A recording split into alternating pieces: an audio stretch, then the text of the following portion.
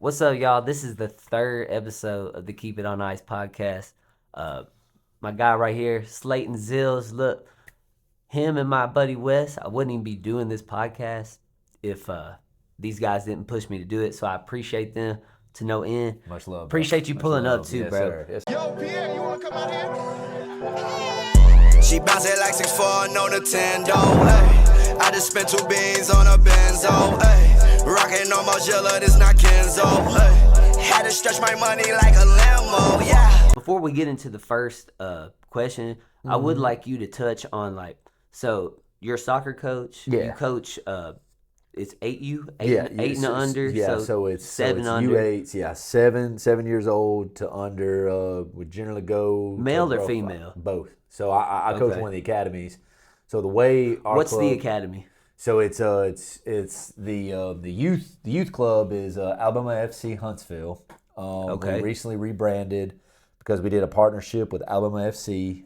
They have what's called ECNL, RL, and I believe we still have SECL, but I could be wrong on that one. I would have to ask my youth director on that one. But essentially, we wanted a league to be a part of where it helped out both females and males, both little girls and little boys, to have a pathway to higher opportunities in soccer. Because the competition is it's pretty stacked. good. Oh, yeah. it's stacked up there in the RLs and the ECNL. I mean, it's nationwide. It's so crazy. By the way, where this podcast is being filmed right now, Florence, Alabama, Florence High School.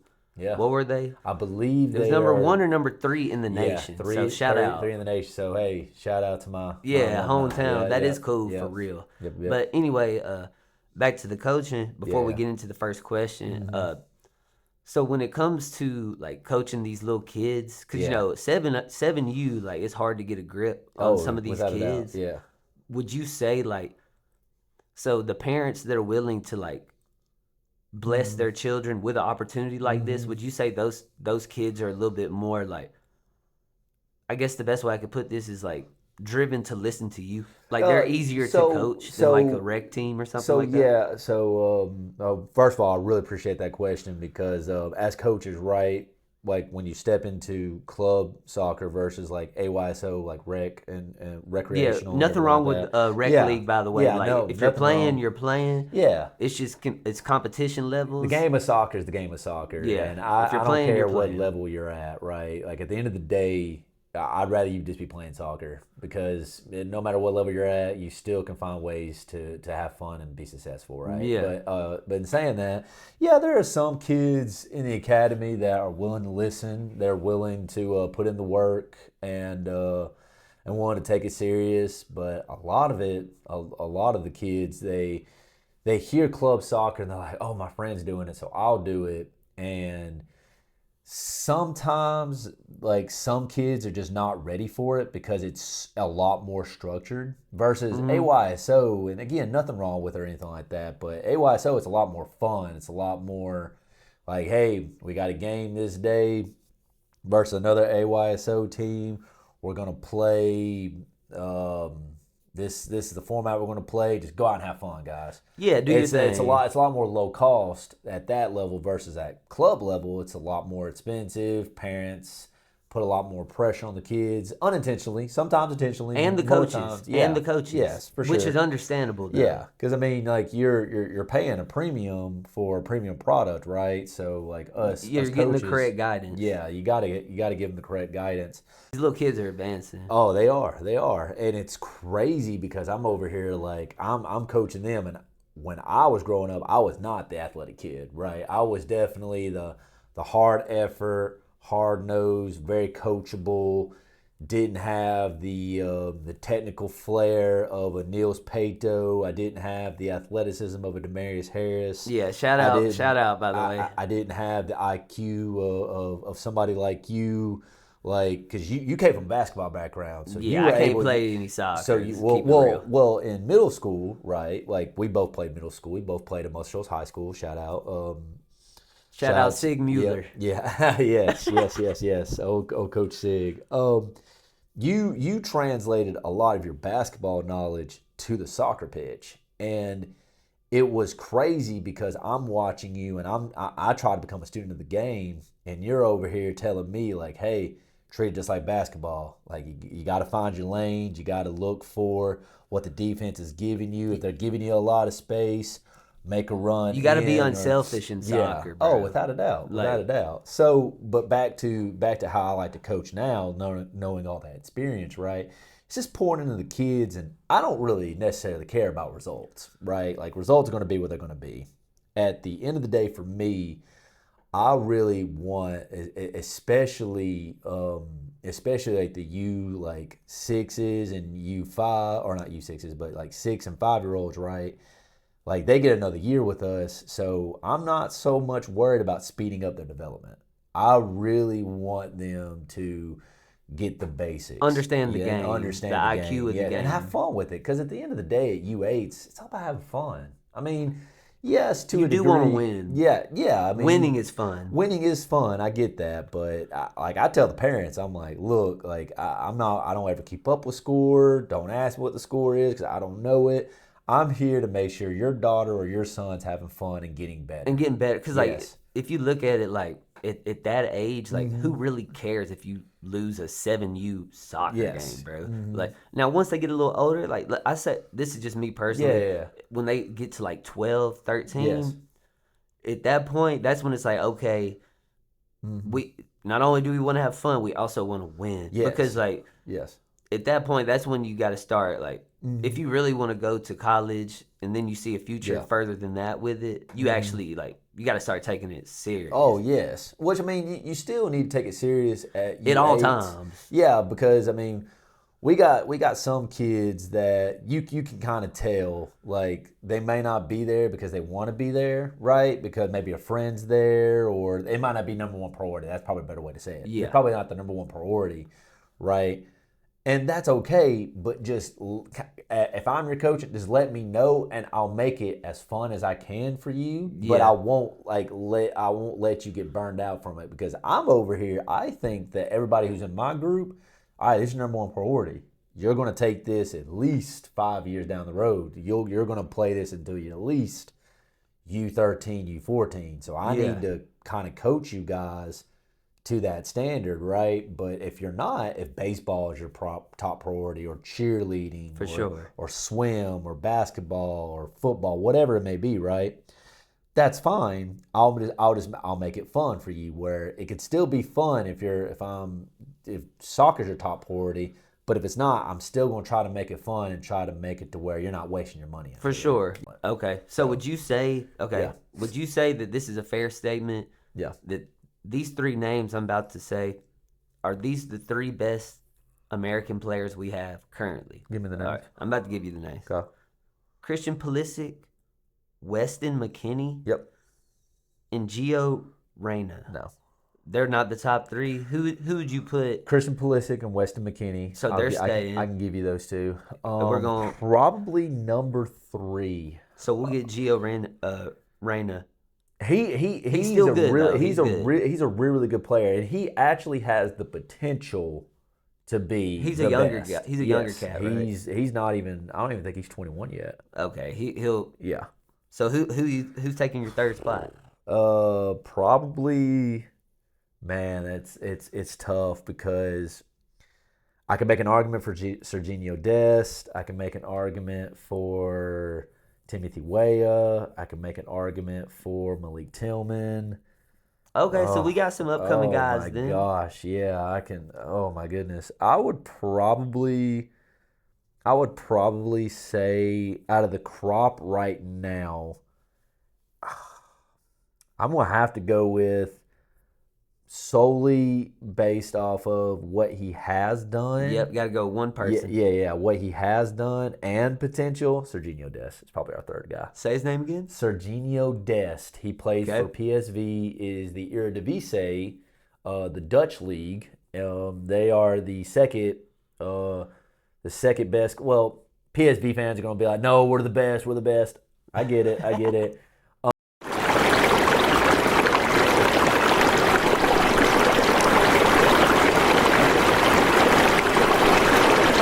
So all the soccer fans watching right now, United States of America, we got the World Cup this year. Is it this year or next year? It's this year. It's this year. It's in June. Where are the games being played? Do you know the all locations?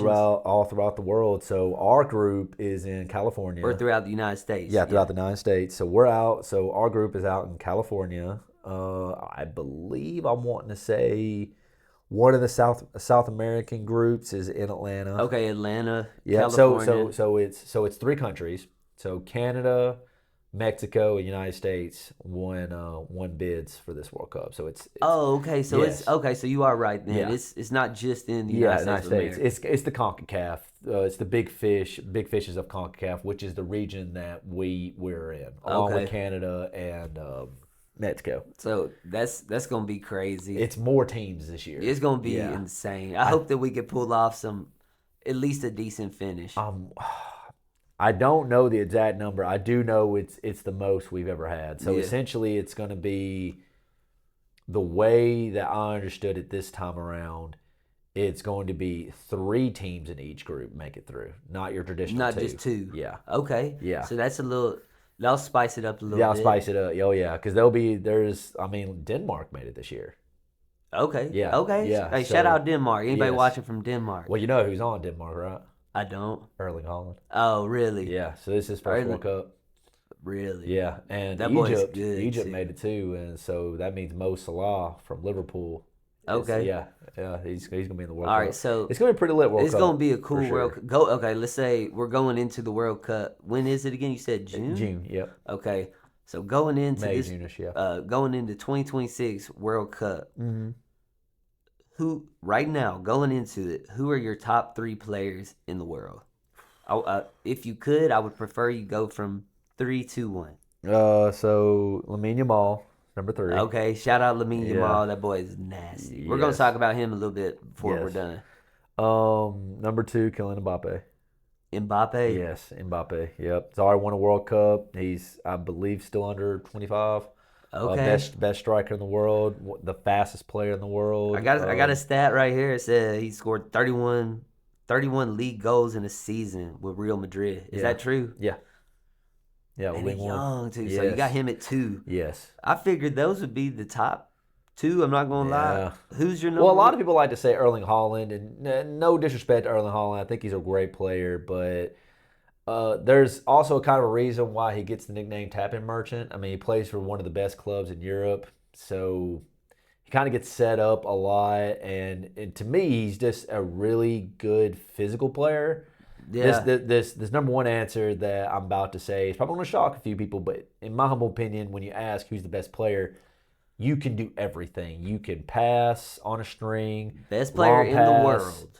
Long pass, short pass, tackling, dribbling, speed, shot. Like he's just got it all, and that's Jude Bellingham, Real Madrid. Jude Bellingham. See, Yes. I'm not too familiar with his game. Bro, I'm gonna have to check him top, out. top man. He's phenomenal. I mean, let these people know who he plays for. he plays for Real Madrid. He's an English player, so he plays for England. I've been following his career now right when he got to Borussia Dortmund, because I was following Gio Reyna's career, because that's where his career started at, was Borussia Dortmund. Which here's a crazy like stat for you, or not a crazy stat. Think about this, y'all. Think about this. So Borussia Dortmund is one of the most world-renowned youth clubs like in the world, right? Them, Ajax, Barcelona, like their youth academies are insane, right? So at one point, Borussia Dortmund had Erling Haaland, Jude Bellingham, and Gio Reyna all on the same team. All on the same team. So I'm assuming they didn't lose too many games. Well, I mean, they were all less than 18 years old. Oh, okay. So they yeah, were they still got smacked by like Bayern Munich in the Champions League, Real Madrid, Barcelona. But like you see that, right? And this goes back to kind of what Europe does versus what the United States doesn't do. They bought these players super young, and developed them. So Erling Haaland went out for like 60 million. Gio Reyna went out for 40 million. Gio Reyna went out for like 40 million. Jude Bellingham broke the transfer record with over 120 million to Real Madrid. Dude, that's so crazy. Like So you well got, into the billions. so you got, you had Lamine Yamal at 3. Yep. You had Kylian Mbappe Yep. Kylian Mbappe at 2. at 2, and to round it off, you had Jude Bellingham. Yep. I'm gonna have to go look him up, bro. Oh I'm gonna go yes, look him up. please do. He plays. His number is number 5. He plays a true central midfielder, but he kind of facilitates back and forth between a quasi pseudo CDM, which is central defensive midfielder, and a central attacking midfielder. So a true number 10, and a number 6, and a number 5. Okay, Yeah. dude. For your old school heads, you'll get that. Yeah. For your new school heads, your number is kind of assigned to you based off the position you play. So of course, goalkeeper's number 1, and it goes forth and so as. So And yeah. I wanted to give a shout out to Ryan Reynolds. With what's welcome Wrexham. Wrexham. Wrexham AFC. Yeah, That's a crazy backstory, bro. Oh, like, my they goodness. just kept winning. Winning. So going from 5th tier English soccer. So the way Shout out Patrick Bishop too. He's the first person to tell me this. Yes. So in England, right, you have what's called the pyramid system. I believe it goes all the way down to 8 tiers. I could be wrong. It could be actually 10, but I believe it's 8. So Wrexham at one point was all the way down to 5th tier. So they're barely getting paid any money. Like we're talking maybe $600 a week to play soccer games. Yeah, they're at the lowest level. No, there's levels well below. Where Okay, they're I'm playing tripping, proper I'm soccer. tripping. They're playing like proper soccer, but they're not getting paid any money. Like the money that they get spent for is their travel fees. Okay. Like, they're not really getting paid any type of money at all to play.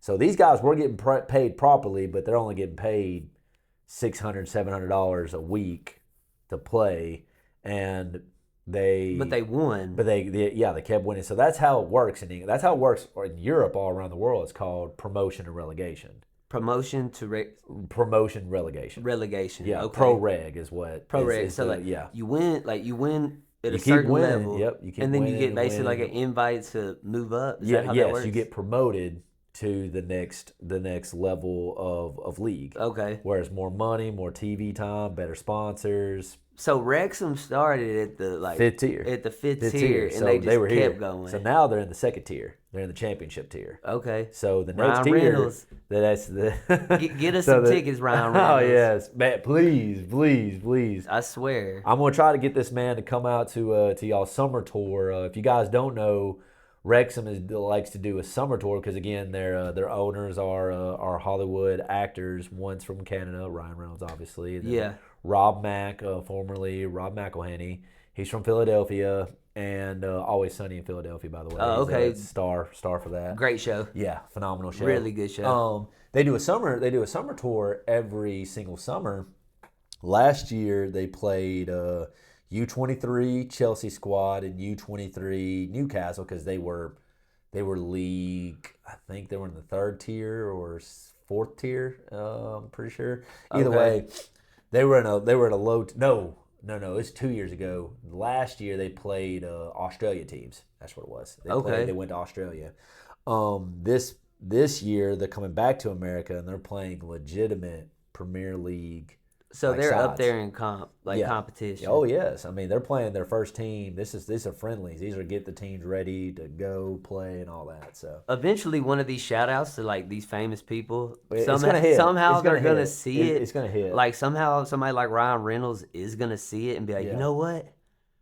Yeah, let's get him on a plane, get him here now. Yeah, somebody. This is a player I wanted to touch on because personally, this is my favorite player right now. Lamine Yamal. Oh yeah, bro. Oh yeah, the Spaniard maestro. I'm not gonna lie. This dude is one of the I don't even know how to explain it, bro. well, to give you a little bit of backstory, so Golly, this dude's he insane. burst onto the scene. Where he really made his mark was during the Euros, the 2024 Euros. My son was actually just been born. We were in the hospital. We were watching the Copa America and the Euros are both going on at the same time. And Jonah, like that's my son's name. That's who I named. I named him after him, my best friend. He sat there, was texting me like, "Hey, is little man been born yet?" I said, "Yeah, he's just been born. You gotta come by and see him." And he did, and he was like, "Hey," man, what you watching?" I'm like, "Oh, I'm watching Spain versus again, I want to say it's Belgium." Yeah, I couldn't remember who they're playing. And he was like, "Hey, man, who's that number 17?" I'm like, bro, you're not gonna believe this. That kid is 17 years old. 17 years old. 17 years old. And he just hit a banger, too. He hit a floating bender. So he plays right wing, but he's left-footed. Yeah. So he cut in, just absolutely curled a nasty ball and bounced right inside the post and went in. And Jonah goes, "What? Like, what the man?" I'm over here like, bro. Dude, I can't believe, like, that kid is 17. He's a straight up assassin. Assassin, like, dog. Like this is gonna be this might be like a super hot take. I'm gonna put it out there though. I think that he's the best player in the world. I mean, I think Lamine Yamal is gonna be. That's definitely a take. I wouldn't say face of soccer. I wouldn't say it's completely a hot take. I mean, some people really do think he's the best because of potential and what he's already done. He's already broken records. The eye test for me personally, when I watch him, I'm like, dude, this dude's the best in the world. I can't like the way he moved. He's super unselfish. Yeah. How old is he now? 18. He's 19. He's 19 now, bro. This dude is legit. Yes. Like his FIFA rating's like 89, 88 as an 18-year-old. That's like, it. Yeah. Oh, you talking about on FIFA? He's only ranked 89. Yeah, like 88, FIFA. 89. FIFA. Obviously, with some updates. What are we doing? He's going to be in the 90s. I mean, I'm about to say a dude like that, you can't give him a 90. Yeah. Yeah, I mean, he's good, but at the same time, I know I'm glazing him, but like, dude, seriously, like when I watch him play, I'm like, bro, I've never seen anything like it. Yeah, I mean, he's got a blend of Ronaldo and Messi in him. Yeah, because Ronaldo has more tricks, has more fancy footwork.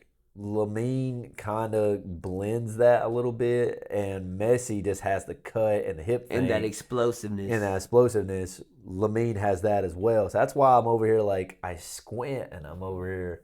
Yeah. Huh, oh. I can. Yeah, dude. Let me mention this too, bro. Yeah. Like I said, Slaton is the one that showed me Lamine Yamal. I was like, oh my God, this dude's incredible. I've never seen anything like this. Just being real. And then he took it a step further. He said, "Oh, you think that's crazy? Yeah. You think that's crazy? Let me show you this. Let me show you this picture." Oh yeah. I was like, "All right, cool." And y'all tell me this is how I know the universe is weird, bro. Yes. Oh my gosh. There's like a 2-year-old Lamine Yamal. Oh, he's not even 2 in that picture, dog. How old is he? He's barely. Oh my goodness, he might have been 6 months old. So he's just a newborn infant. Yeah. And you look at the picture, he's getting baptized. This is a little Lamine Yamal, like again, he's a baby. He's a baby. He's a baby. Yeah, he's legitimately a baby. Yeah. And I'm looking at the picture, he's getting baptized. Guess who's baptized? By no one other than the goat himself. Wow, Lionel Messi. But Lionel Messi. Lionel Messi baptized this guy. Yeah. At 6 months old, you cannot tell me that little kid was going to be this great, but he just so happens to get baptized by, in my opinion, the best soccer player ever. Yes. And now here comes this little kid from, where's he from again? He's from he's from I believe Catalonia, Spain. So he's from Spain. Yeah. Yeah. Dude is the prodigy's son, bro. Yeah, he's coming up. He's a prodigy for different. Sure. And the fact that he actually got baptized by Messi, yeah, that's insane. I mean, you can't make this up. Well, so you can't make it up. So Jonah had to leave the night or the day that he went and saw my son, visited me and my wife, and met my son. So he left. So they were doing a special on the game, and they were talking about how he made his debut at 15, scored his first goal, like right when he had just turned 16.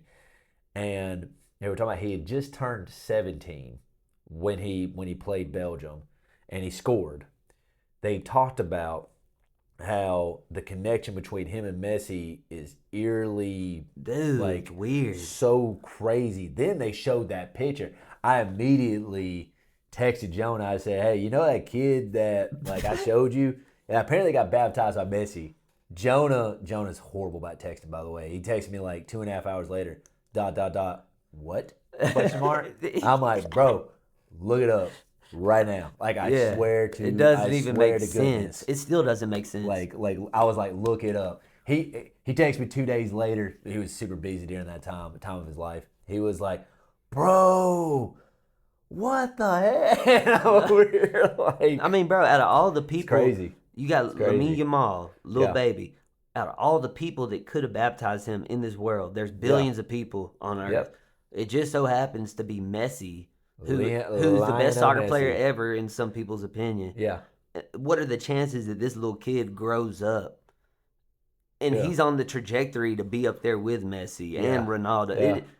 It's the universe, bro. Universe talks to you in some crazy ways. And the craziest part is everybody tries stuff to compare him to Messi, but he's truly not a Messi.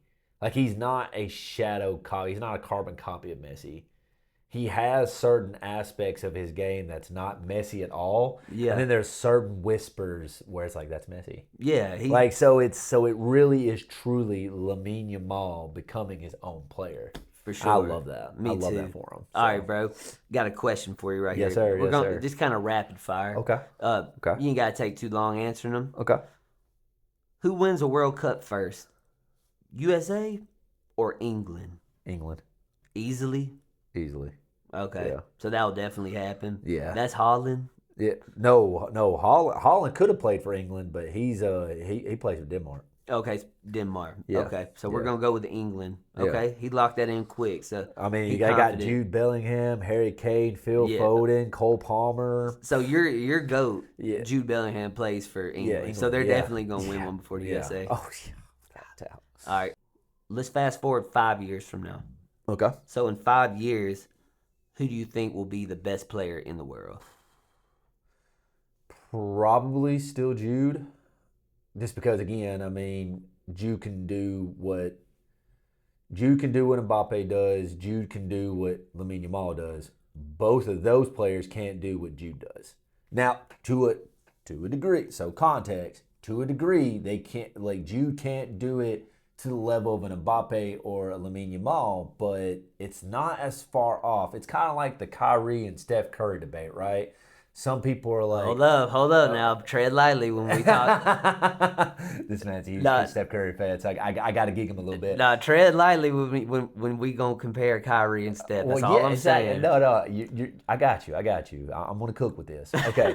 So a lot of people like to sit there and say, "Oh, Kyrie's handle is so much better than Steph's."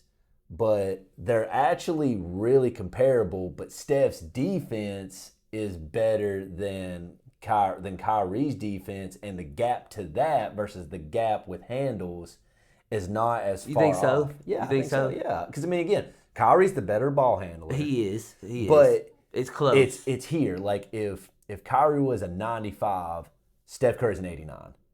Okay, yeah. About 6 points different. That's great. But the defense, right? I think Steph Curry's defense is better than Kyrie's. Kyrie's probably at a 78, and Curry's is probably an 85, 87. Yeah, earlier in Steph's career, it wasn't that good. Yeah, but as he's gotten older and stronger, it has. And he's led the league in steals before. Yes, in a season.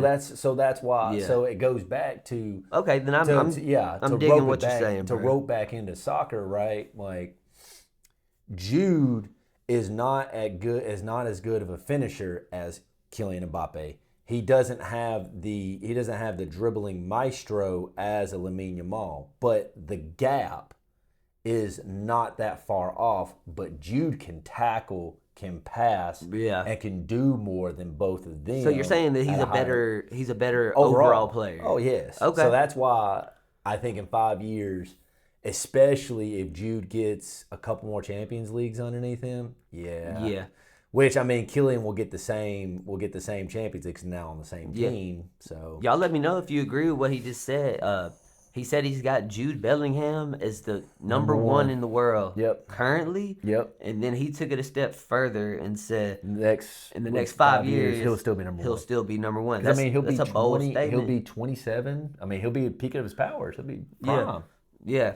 Yeah. You're gonna have to come back on the podcast in about 5 years. About 5 years. Because I think Yamal's gonna overthrow him personally. I'm a huge fan of. I know you Lamine are, and hey, I will say that is not as much of a hot take as you probably think it is. Yeah. He has all the potential and all the resources to not only overtake Jude to be the best of his time, he could be the best of all time. But he will have to get a couple of Champions Leagues, and he'll have to legitimately lead his country in World Cups at least to a semifinal. Yeah. 1,000 goals. So I guess let me rephrase this one more time. Yeah. You got one game. Oh gosh. For your life. For my life. For your life, bro. Are you going Ronaldo or are you going Messi? I'm going Ronaldo. Ronaldo, yeah. I mean, it takes 11. It takes 11 on a pitch, man. I mean, that's true. Messi makes his teammates better. Messi makes his teammates better in the sense of when he's on the pitch, he can distribute and control a game. I get that. But Ronaldo is going to make his teammates better on and off the pitch. Yeah. Like, now granted, you're right, you said one game. I get the question, but to me it's got to be Ronaldo because Ronaldo has consistently made his teammates better through discipline, hard work, no type of grand plan, just 4 hours in the gym, 6 hours on a pitch, 10 hours total a day. There's no secret sauce or blueprint. Except for hard work. It's just hard work. Most followed athlete in the world, right? Yeah. Ronaldo, which is crazy. There's not a right or wrong answer with that. They're both like great in their own ways. Yeah. Me personally, I'm going with Messi. Yeah. Just because that's like the prodigal son. Like that, he's like Slaton said. He was crafted by God to play soccer. To play soccer. I mean, because he looks so different out there. Nobody can sit there and explain to me when it comes to Messi. A coach can sit there and draw up plans. He can be on his phone talking to his family. He's not being disrespectful. He's not sitting there and trying to not listen to the coach, but he just gets it. Yeah. He gets it. And a lot of younger players see that and they try to imitate that, and it's like you can't do it. You can't. Because he can listen to everything Pep Guardiola, whoever's at PSG or whoever's at PSG, whoever was at Barcelona after Pep. He can sit there and tell everybody in the locker room the plan. Messi can be on his phone. He puts down his phone, laces him up, and goes out and executes. Every time. All right, so he's going with Ronaldo. I respect it. Yeah. Yeah, absolutely. I respect it 100%. So we mentioned Ronaldo. We mentioned Messi. Yeah. Both these guys are like international guys. Yes. So with you being a soccer coach, yeah, what would you say is the biggest like difference between American soccer and international soccer when it comes to like developing the youth? Because I don't think it's a secret. Like the international scene, which America, we're producing some talent, but like the international scene, that's just a little bit step above. Oh, it's not just even a little. Yeah, respectfully, it's just. Yeah, I'm just trying to be, trying to be a little bit on the. I don't want to. You try not to be boom and gloom. I don't want to degrade them too bad because there's some great degrading. players. It's just it's like being a coach, right? Sometimes the truth it hurts a little bit, right? So what's the difference, like, or what are they doing that we're not doing? So in my personal, to a degree, professional opinion, but more so my personal opinion, I think it comes down to a lot of the federations, like where. That produce some of the top talents, the Brazils, the Englands, the Spains of the world.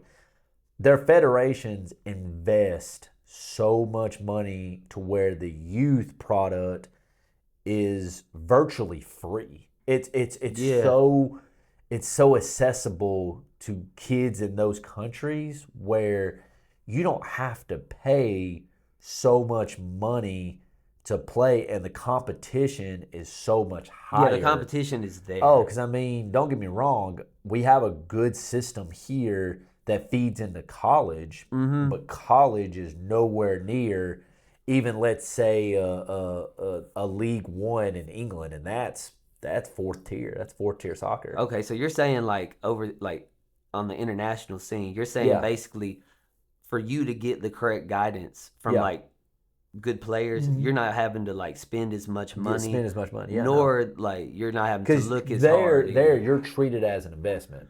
So, like, for example, Okay. someone like Lamine Yamal, right? Lamine Yamal Love was Lamine Yamal. That boy different. Go ahead. like he was developed by La Masia, Barcelona Academy, right? Okay. At the age Young age. of U9. So they have a whole academy group, La Masia. That's a whole academy. They provide school, they provide meals, they provide on campus, like everything. So it's basically like a college. Yeah. It's like a school, An academy. right? Yeah, it's an like you academy. said. Yep. And they, from U9 to, he is 19 now, so he technically would still fall under the U23 squad, but he's on the senior squad. So he, or U21, I think they go U20. Either way, he's on the senior squad. So from U9 to now, he has been developed pretty much like his parents didn't have to pay really any money to put him through.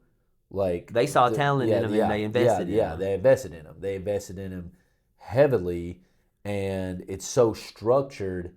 And in Spain, right, they don't teach like we do in America, where like we have a very high premium on athleticism.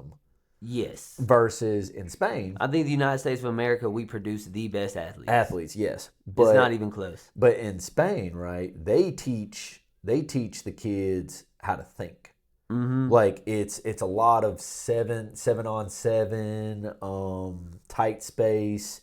They're world renowned for producing the best midfielders in the world, and it's because in La Masia, it really is a philosophical point that we're trying to teach you how to think about the game. Yeah. At such a young age, versus here in America, right? Like we reward kids at U8, U9, U10 on their athleticism. It doesn't matter how much technique you have. Are you the biggest, strongest, fastest, highest jumping kid out here? If you are, then you can play at some of the higher competition age groups. But for La Masia in Spain, right, Lamine Yamal, you can watch him, and any of you guys, you can look up this kid's bio. This guy's insane. Like, he was not the most physically gifted kid, but you could just tell when he was U9, U10, his touch was impeccable. His turns were phenomenal. He was able to sit there and play at such a level where before too long he was playing 2 or 3 ages up. Yeah, and dominating. Yeah, dominating. Yeah. Versus which Lamine Yamal, he's a little bit younger. He was too young to play in the last World Cup. So I mean, he's coming. This World Cup, we'll see. This World Cup's about to be lit. We shall. Oh yes, without a doubt. Sure. Without a doubt. But look, man, I guess we're gonna wrap up this episode. Look, Yes. I do want to touch on this though. Look, we got Messi versus Ronaldo. Comment. Let me know who you got. We got Yamal and Jude. What's his last name? Jude Bellingham. Jude Bellingham Yep. versus Yamal. You let me know who y'all have in that comparison as well. Yep. Look, this is the 3rd episode of the Keep It On Ice podcast. Shout out my guy Slaton ZILLS. Yes, sir. Yes, sir. I appreciate yes, you sir. coming You on, already bro, know. You already know. and participating. Yes, sir. We're going to try to stay consistent. All that good jazz. Like, comment, subscribe, blase. Look, you want to shout out anybody? Shout out Any to of your coaches or anything? yeah. So shout out to Coach Charlie, Coach Chris, Coach Leo, Coach Daniel. You guys have made my career so phenomenal. I can't say enough how much I've learned from y'all and how much I appreciate all the wonderful and amazing things. Our director, Coach Rusty, and our president, Coach Laddie. Thank you two so much for giving me this chance. I hope I've not made you guys regret it. I love what we do. I love everything that we do for our youth, for our community. Thank you guys so much. And I got a shout out to the greatest coach in our household and the best female coach in the club. It's not even close. There's no debate, no comparison. My wife, Wendy ZILLS. Shout out Wendy. Shout out Coach Wendy. Thank you so I know much. she's going to watch it too. Oh, yeah. She's definitely going to watch. Absolutely. And hey, we're going to wrap it up, Slaton. Again, Yes. thank you for coming and sharing some knowledge with these people who might not be too familiar with soccer. Appreciate you for pushing me to even do this. Oh man, you always had it in you, man. Yeah, you and Wes, y'all pushed me. All you need is somebody, a couple people that actually believe in you, push you, and we're gonna make it happen. But I do for real appreciate you coming on, bro. Thank you for having me, man. Yeah. For real, like I love it so much. I think it's gonna be a good episode, man. Just get to talk everything. Yeah, So I appreciate it, man. We out. Peace. Yes. Yo, Pierre, you wanna come out here?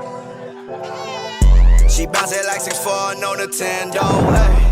I just spent 2 beans on a benzo, ayy. Rockin' on my Zilla, this not Kenzo, ayy. Had to stretch my money like a limo, yeah.